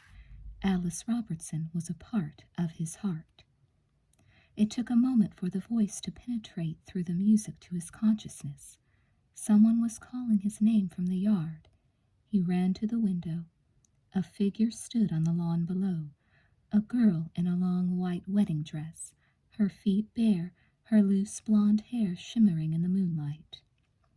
It was Alice.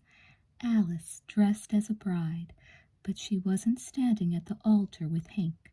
She wasn't dancing in Hank's arms. Instead, she had somehow found her way to his house. Ned bounded down the stairs and burst through the back door. If there had been any question in his mind about why Alice was there, it disappeared when he saw the love and hope in her angelic blue-green eyes.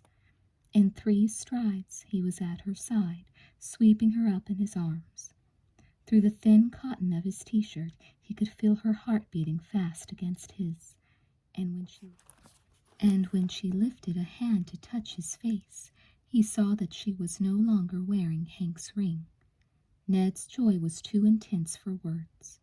With gentle fingers, he traced the curve of her cheek, her forehead, her lips. Then he put his mouth on hers. They kissed and kissed again.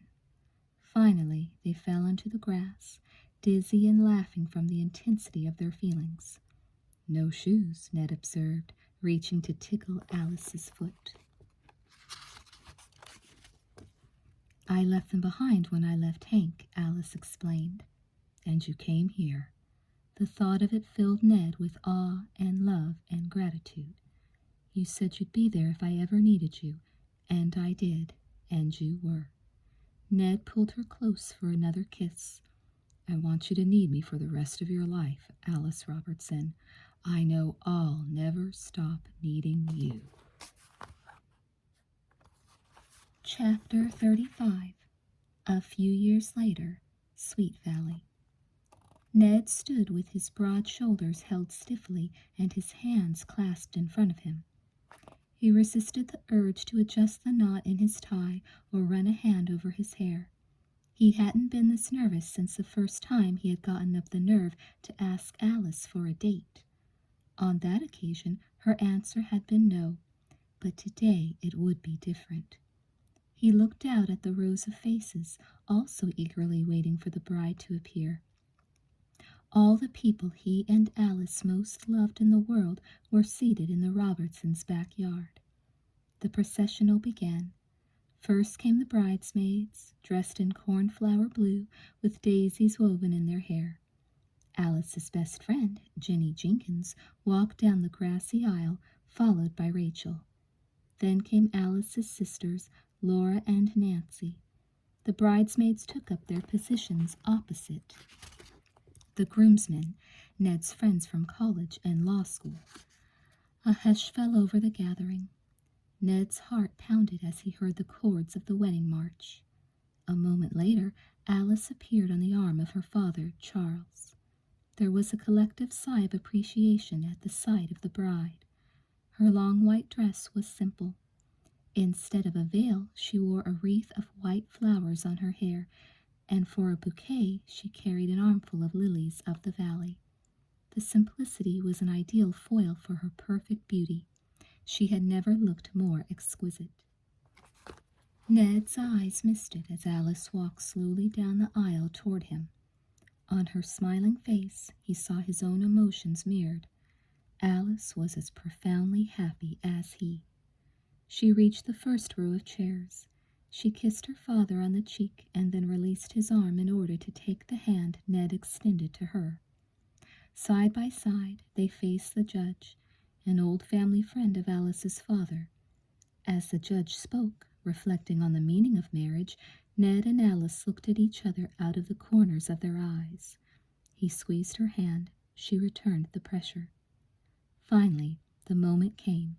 It was time to exchange vows. For a while, Ned and Alice had considered composing their own wedding vows, but in the end they had decided that no words could be more beautiful and appropriate than those traditionally spoken. Besides, Alice had said to Ned, "They're the words our parents spoke when they got married, and their parents before them. That makes them especially meaningful."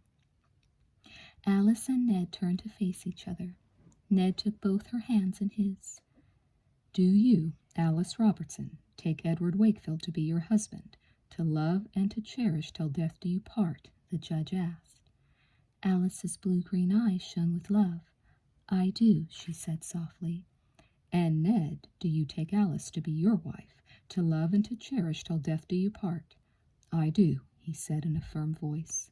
"Alice and Ned, I'm happy to pronounce you husband and wife." The judge gave Ned an encouraging nod. "Go ahead." Everyone waited breathlessly for Ned to kiss his bride. But Ned didn't want to hurry through this moment because it was the happiest moment of his life. He and Alice were finally married. He squeezed her hands tightly. She smiled up at him, her eyes damp with tears of joy. "We did it," she whispered. Gently, Ned drew her to him. She lifted her face to his. They kissed tenderly. Ned gripped Alice's arm, holding her close to his side. He could feel her body against his, but as they walked up the aisle together, he didn't feel the ground beneath his feet. He could have sworn he was walking on air. "It was a beautiful wedding, wasn't it?" Alice said dreamily. After changing from their wedding clothes into more casual travel outfits, she and Ned had met in the upstairs hallway of her parents' house. Downstairs, the guests were waiting to see the bride and groom off on their honeymoon trip.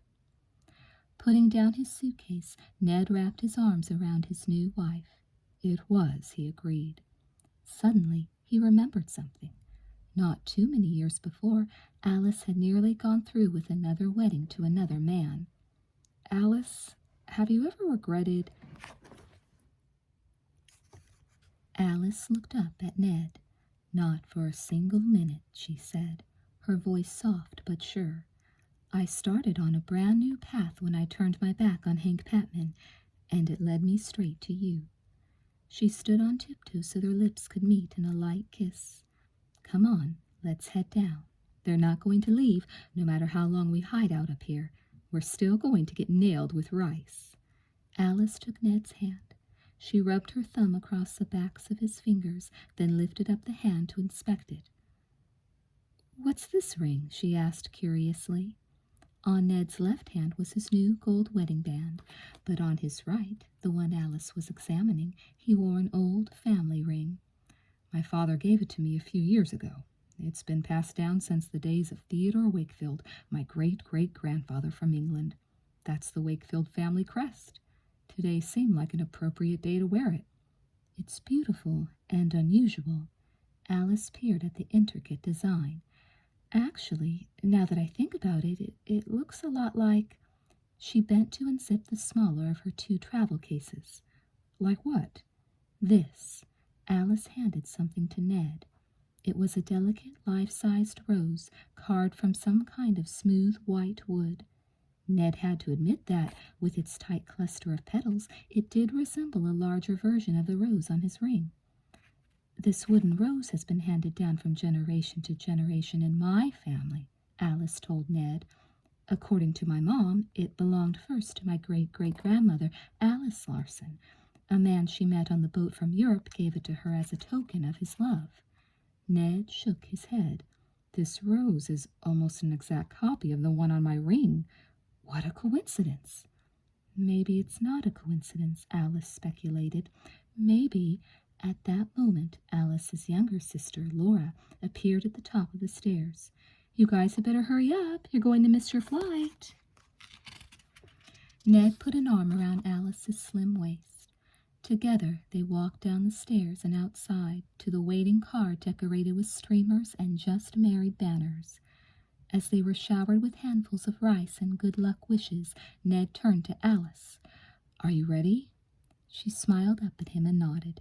She was ready. They were both ready to start the greatest adventure of their lives. Epilogue. "Guess what?" Ned asked Alice as he dropped his briefcase on the living room floor in their Sweet Valley home. He lifted his toddler son high into the air. Alice smiled a little at Stephen's giggles. "What?" "I've been named a partner at the firm." "Oh, Ned!" Ned set Stephen back on his feet. Alice gave her husband a big hug. "I'm so proud of you. That must make you the youngest partner." He nodded. "It's a big honor. I never expected it to happen this soon." "Well, you deserve it." She stood on tiptoe to kiss him. "No one works harder than you do." "How about you? How was your day?" Alice worked part-time as a graphic designer for a company in Sweet Valley. "Actually, I didn't go into the office today," she told her husband. "I had a doctor's appointment." "A doctor's appointment?" Ned's brow furrowed. "Honey, is anything wrong?" Alice attempted to keep a straight face. She had thought she'd try to drag out the suspense, but she couldn't help it. Her lips curved in a smile as bright as the sun. "Nothing's wrong. I think it's absolutely right that Stephen should have a little brother or sister." "A little—" The meaning of Alice's words registered on Ned. Now it was his turn to grab her and hug her tightly. "Oh, Alice, another baby! Nothing in the world could make me happier. Nothing." He sat down on the couch and pulled her onto his lap. Bending, Alice picked up Stephen and settled him on her lap. "What a family!" Ned groaned, pretending to be crushed. Alice laughed. "Are you really sure you can handle another child?" "Sure, I could handle two." "I suppose you'd like another son," Alice speculated. Ned smoothed a hand over Stephen's dark, baby-fine hair. "I have one perfectly wonderful son. I wouldn't mind a little girl this time around." Imagine a baby girl. Alice's eyes grew dreamy. "I wonder what she'd be like." "She'd have blonde hair and blue-green eyes," Ned predicted, "just like you." "That's right. The blonde hair and blue eyes go all the way back to my Swedish great-great-grandmother. I wonder if she'll be a brave pioneer like Alice Larson, or a spunky tomboy like my great-grandmother Jessamine, who was a bareback rider in a circus and then ran a hotel in turn-of-the-century San Francisco. Maybe she'll love poetry like Great-Aunt Amanda, or maybe—" "Wait a minute," Ned exclaimed. "We've had some pretty great women in my family, too, starting with my mother, Hannah, and going all the way back to my great-great-grandmother, Dancing Wind." "I suppose it's okay if our daughter takes after them," Alice teased, "or looks like them." Ned wrapped his arms around his wife and son. "Actually," he said to Alice, "I'd be happiest of all if she or he takes after you."